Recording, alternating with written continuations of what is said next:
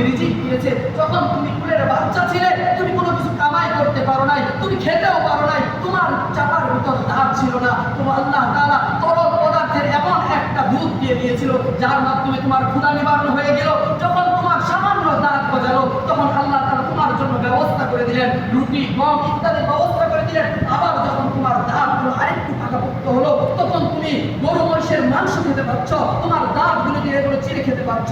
একের পর এক যখন তুমি কামাই রোজগার করতে শিখলে তখন তুমি নিজের মতো করে চলতে থাকলে।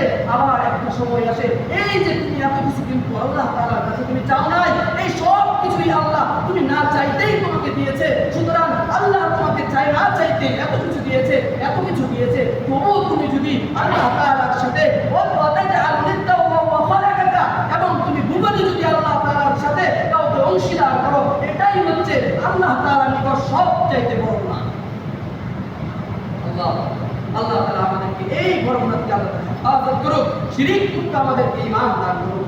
সম্মানিত মুসলিম, এখন আপনাদের সকলের মনে প্রশ্ন, সময় শেষ হয়ে আসতেছে, কথাগুলো বিক্ষিপ্ত অতি সংক্ষিপ্ত সময় শেষ করে দেব ইনশাআল্লাহ। এখন সকলের মনে প্রশ্ন, হ্যাঁ হুজুর, আমি যদি আজকে শিরক মুক্ত জিন্দেগি লালন করি তাহলে আমার জন্য কি পুরস্কার হয়েছে? অবশ্যই পুরস্কার হয়েছে।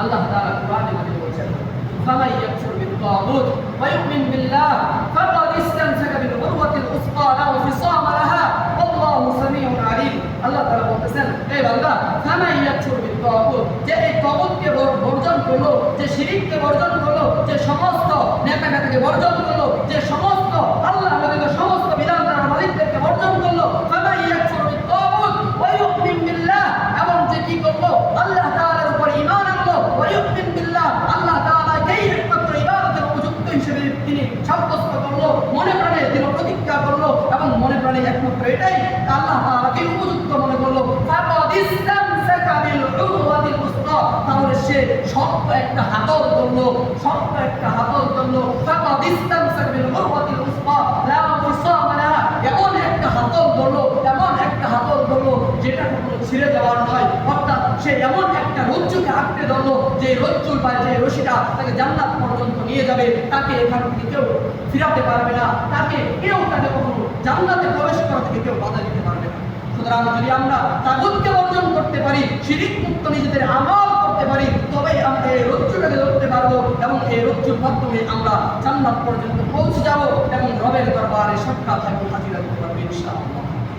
সম্মানিত মুসলিম, বাবা হাদিস থেকে আমরা এক দুইটা কথা শুনে ইনশাআল্লাহ শেষ করে দিব। আল্লাহ রাসূল সাল্লাল্লাহু আলাইহি ওয়াসাল্লাম হাদিসে কারীমের মধ্যে বলেন, মান লাকিয়াল্লাহু ওয়া লা ইউশরিকু বিহি শাইআন দাখালাল জান্নাহ। আল্লাহ রাসূল বলেছেন, এই যে ব্যক্তি আল্লাহ তাআলার কাছে আল্লাহ তাআলার সাথে সাক্ষাৎ করতে যায়, এই আমার মধ্যে তোমরা শোনো, সাহাবীরা শোনো, যে ব্যক্তি তোমাদের মধ্য থেকে যে চায় যে আল্লাহ তাআলার সাথে সে সাক্ষাৎ করবে, ওয়া লা ইউশরিকু বিহি শাইআন, এমন অবস্থায় যে সে আল্লাহ তাআলার সাথে কাউকে শরীক করে নাই, তাহলে দাখালাল জান্নাহ। কাউকে যদি হলো সে কারো সাথে তার ইবাদতের ক্ষেত্রে কাউকে শরীক না করে, তাহলে সে কিয়ামতের দিন জান্নাতে প্রবেশ করবে।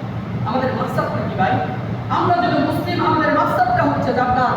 আর যদি আমরা যদি এটা অর্জন করার মাধ্যমে জান্নাতটাকে পেয়ে যাই, তাহলে আমাদের দুষ্টাকে তা অর্জন করাবে। আমরা তো বুঝি সবকিছুই বুঝি, অনুধাবন করি, মানার চেষ্টা করি, কিন্তু শয়তানের ভূতায় মাঝে মাঝে এমন কর্মকাণ্ড করে ফেলি যেন শয়তান আমাদের আর বলে দেখ আমি কিভাবে বলি আদতকে একের পর এক আল্লাহ তাআলার শত্রুতে পরিণত করেছি। আল্লাহ তাআলা আমাদেরকে হেফাজত করুন, আল্লাহ তাআলা আমাদেরকে এই সমস্ত কর্মকাণ্ড থেকে হেফাজত করুন, সকলে মিলে আমিন। অপর হাদিসে আল্লাহ রাসূল সাল্লাল্লাহু আলাইহি ওয়াসাল্লাম বলেছেন, হারামাল্লাহু আলান নার মান ক্বালা লা ইলাহা ইল্লাল্লাহ ওয়া ইয়াবতাগি বিযালিকা ওয়াজহাল্লাহ।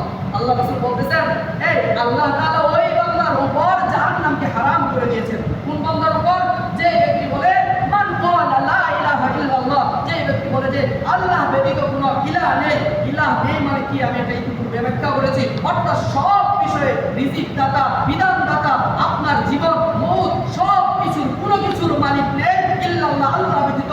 এই সাক্ষ্যটা যে ব্যক্তি প্রদান করবে, তাহলে আল্লাহ রাসূল বলতেছেন, যালিকা ইয়াবতাগি বিযালিকা ওয়াজহাল্লাহ, এবং এর মাধ্যমে সে আল্লাহ তাআলাকে পেতে চায়, তাহলে আল্লাহ তাআলা হারামাল্লাহু আলাইহিন নার, আল্লাহ তাআলা তার উপর জাহান্নামকে হারাম করে দিয়েছেন। অর্থাৎ সে কখনো জাহান্নামে যাবে না, তার জন্য জান্নাত নির্ধারিত। সম্মানিত উপস্থিতি, শুধু মুখে লা ইলাহা ইল্লাল্লাহ আওড়ালেই চলবে না, শুধু মুখে লা ইলাহা বললেই চলবে না। আপনি যদি একটা হিন্দুকে ধরে এনে মসজিদের সামনে বলেন বল তুই লা ইলাহা ইল্লাল্লাহ, তাহলে সে মুসলিম হয়ে যাবে? কখনোই হবে না। তাহলে অন্তরে, মনে, প্রাণে এবং আমাদের অঙ্গ প্রত্যঙ্গের মাধ্যমে এই লা ইলাহা ইল্লাল্লাহ